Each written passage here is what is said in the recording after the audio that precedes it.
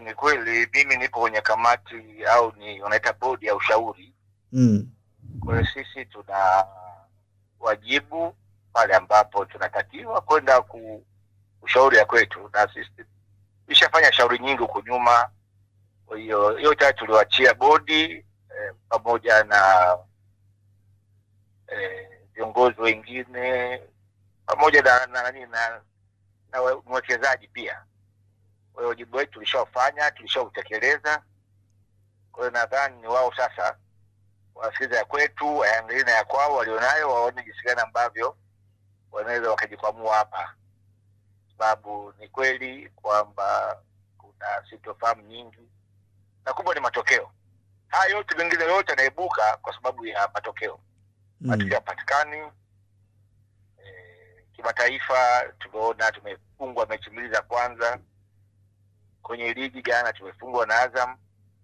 Kwa hiyo ni kweli kabisa kwamba hatupo sawa sawa. Hiyo haina ubishi. Unadhani shida ni nini sasa? Ukiona mpate matokeo maana yake kuna tatizo, labda tatizo lipo. Tatizo lipo kwa sababu mmejipanga kwenda kushinda na mshindi. Na kama mshindi basi inaweza kama ni shida, inaweza pia kama changamoto. Sio shida, mmejipanga vizuri, kila chini kwa sawa sawa, ampate matokeo kwa sababu ya changamoto. Kwa hiyo pia ni sababu ambayo inaweza ikawa inasababisha kutopata matokeo.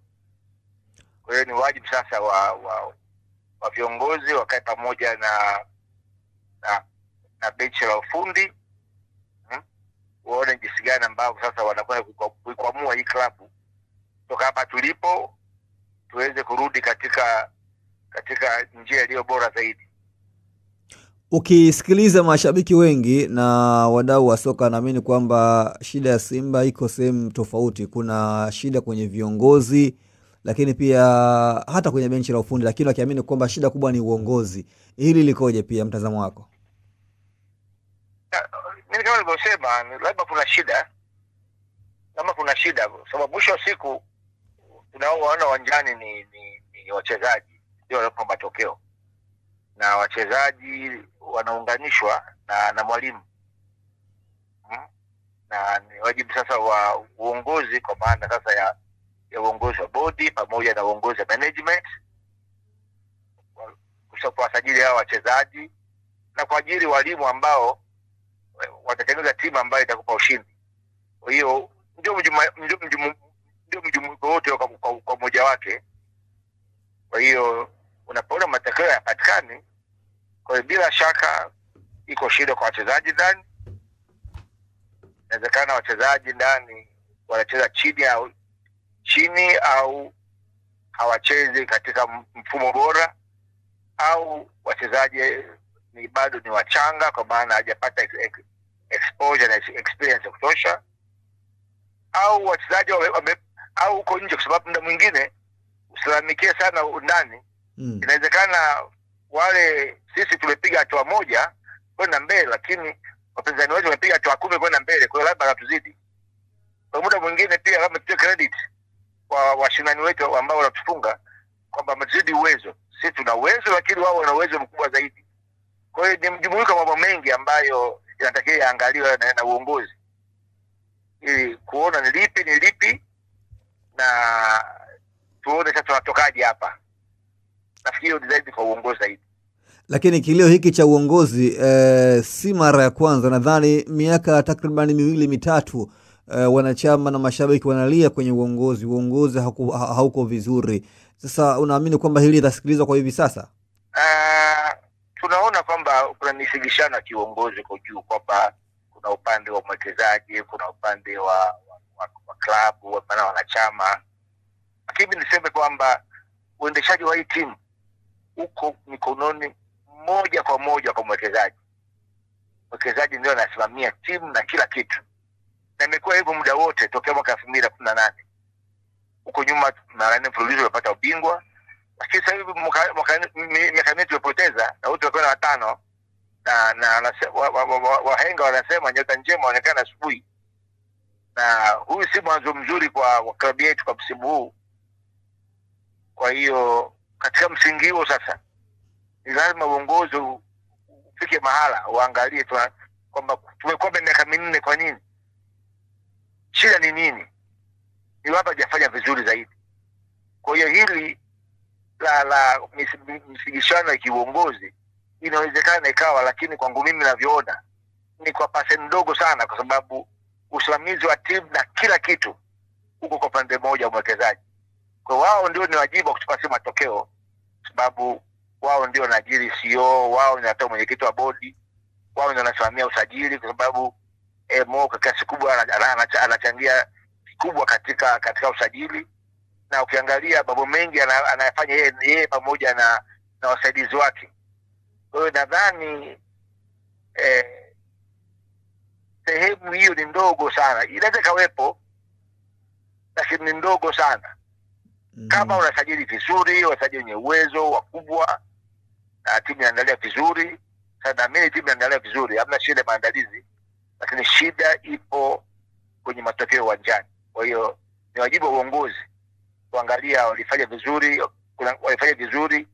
walifanya nini wakafanya vizuri, na waone kwamba sasa kitu gani wamefanya vibaya apate matokeo. Na mimi kwa njia hiyo wanaweza kupata majibu mazuri ambayo yataweza kurudisha klabu katika mkondo ulio salama na sahihi kabisa. Kiwalisia kwamba hata wale ambao wanamlaumu Murtadha Mangungu, unaamini kwamba hawastahili kumlaumu Mangungu? Sasa Mangungu na mlaumu kwa lipi? Mangungu achezi mpira. Mangungu yeye wajibu wake ni kusimamia vikao vya wanachama, mambo ya wanachama, na zaidi kwenye bodi ni mjumbe tu. Na tunajua na tunaona kabisa kwamba upande mmoja ndio ambao unasimamia zaidi mpira. Maana kwamba hata kama Mangungu atatoa mchango wake, bado upande wa pili ndio umesimamia zaidi, kwa sababu ukiangalia bodi na kamati za ndani zinasimamia usajili na vitu vingine. Inawezekana Mangungu kwenye kamati za pili wala hayupo, anajua hayupo. Kwa hiyo sasa ukimlaumu Mangungu kwenye isha matokeo kama hivi, unamwambia atoke. Hata kama Mangungu akija mtu mwingine leo, bado atafanya kazi ya Mangungu na matokeo yatapatikana. Kwa hiyo nadhani kama kuna kulaumu kama kupo, lakini basi naamini tulaumu katika sehemu sahihi. Mimi naamini kwamba tumesajili wachezaji wengi wapya, na wewe mkiangalia ambao hawana uzoefu, ambao sasa wanatakiwa ukatengenezea uzoefu ndani ya Simba, na hiyo itachukua muda. Kwa hiyo lazima tukubali na process mpira zinavyotaka. Tutako lazimisha umemtoa golikipa JKT leo, umemchukua beki JKT leo, ukamchukua beki wa Namungo leo, hao wachezaji watatu. Sasa wachezaji watatu ya defense ya watu watano, umechukua wachezaji ambao ni wa ndani ambao hana exposure yote kwenye ligi. Kama unaamini hao ni wachezaji sahihi na kama hakupa matokeo, ndani kama kuna sababu ya kulalamika, tuendelee kuwapa support jana wetu, kubali kwamba bado hajafika kwenye kiwango cha kuwawezesha kuweza kucheza katika ushindani mkubwa zaidi, na kwa msingi huo tukubaliane na aliyopo na tuendelee kutoa support. Kwa sababu mpira sio kama mpira sio kama unaenda sokoni unanunua chungwa unakula hapo, hapana.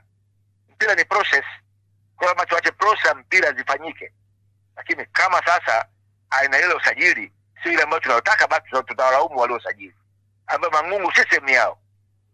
Kwa hiyo kiwalisia nadhani tumeelewana hapo. Hapo tumeelewana. Kiwalisia kwamba Simba anapaswa kuitambua ile katiba ambayo mmeelekezwa na BMT kwa ajili ya marekebisho, huenda pia ikawa natija kwa klabu. Katiba ambayo inaletwa amependekezwa na BMT ni katiba ambayo ya kuipa sauti klabu ya uwepo wake. Lakini mwisho wa siku anaendesha mpira ni management na CEO. Kwa hiyo sisi tunaruka vitu, unasema tunaruka mkojo na kamata unanyaga waro. Lazima tumweke accountable CEO na management yake. So wale wanapaswa kusajili, kusimamia timu na kutupa ushindi. Kama bodi imeamua kujipa jukumu la kufanya kazi management, hilo ni kosa lingine na si wajibu wao.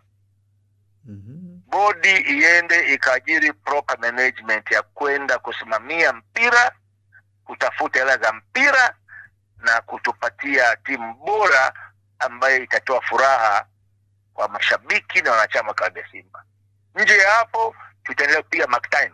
Hili tatizo tunalo sasa hivi tokea shida hii tunayo sasa hivi karibu mwaka wa 6. Hata miaka miwili ule mwaka wa mwisho ambao tulipata ubingwa mara 4, ukiangalia tulipata kabati sana. Yaani kwa sababu Yanga alitoa draw nyingi. Kwa sababu tukubali kuna shida ya kiutendaji, iwe addressed, waajiriwe watu sahihi, wape majukumu ya ofisi, wasiingiliwe. Ili kama wanakosea waweze kuwajibishwa. Mimi ndio mchango wangu. Na hili ungependa kuambia nini wana Simba kuhusiana na haya ambayo yanaendelea kwa sasa? Mimi nadhani hakuna sababu ya kuweka taharuki. Tumeshapoteza miaka 4, huu ni wa 5. Nadhani tunahitaji utulivu zaidi. Kaa vizuri na viongozi wetu, tuambie na wenyewe pia waone kwamba kuna shida somewhere. Na shida kweli ipo. Shida iliyopo ni uwezo wa wachezaji wetu uwanjani. Kwa kama tutaanza kulaumiana, unajua ni hiki ni kile, tunapoteza muda tu. Lazima tukubali kwamba uwezo wetu uwanjani umeshuka. Hilo jambo halina mjadala wala halina discussion. Uwezo wetu uwanjani umeshuka. Ni kwa nini umeshuka? Nafikiri hapo majibu hayo ndio yataturudisha juu kwenye uwezo kwenye Simba ambayo tunaifahamu. Kwenye uongozi. Ni uongozi. Uongozi ndio na dhamana ya kila kitu. Hali iliyopo haifurahishi, ni kweli kabisa furahi. Lakini hamu yangu kuona uongozi unarudi, unaangalia, unarudi na unaweka mambo sawa. Lakini pia kuna wengine wanazungumza kwamba mfano mchezaji anapata nafasi yeye na goli lakini anashindwa kupachika wapuni. Yaani kama kuna mshangao pia kwenye eneo hili. Nikwambia siku moja, ni kweli bahati mbaya zinatokea nyingi tu. Na Simba hajaanza ile kosa magoli. Lakini pia ilikuwa ipata magoli. Kuna hivyo kuna shida. Shida iko sehemu, ipo shida. Sasa ukifanya hiyo, viongozi ndio wenye kukaa karibu na timu. Viongozi ndio wenye kujua wachezaji wana hali gani, benchi la ufundi na hali gani. Ndio wanajua uwezo wa mchezaji wa leo ukoje. Ndio wenye jicho la kiufundi zaidi. Kwa hiyo naamini majibu yote wanayo viongozi. Sisi hata tupie kelele haisaidii. Mkuu, ni kushukuru sana na umezungumza vizuri sana kwenye uelewa mkubwa kwenye hili. Kaka, nikushukuru sana bwana. Nikushukuru sana ndugu yangu. Asante sana. Usisahau kusubscribe kwenye YouTube Mwandike Digital.